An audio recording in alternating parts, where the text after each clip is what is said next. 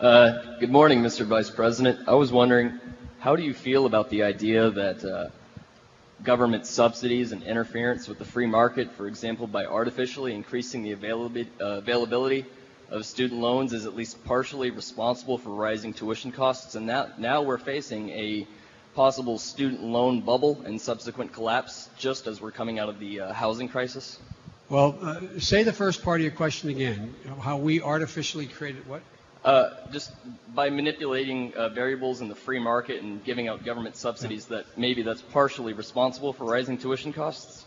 By the way, government subsidies have impacted upon rising tuition costs, and it's a conundrum here. But if we went your view of the free market route, what we would have done is we would not have done that. We would not have increased Pell Grants, for example, and there'd be 9 million fewer students in college today. And there would be hundreds of thousands and millions of students who would not be in college who don't get Pell Grants because there was no ability for them to borrow money through Perkins loans and or have the tax deduction. So you are right, in a pure free market, the college tuitions would have to have been lower because there'd be fewer people going to school.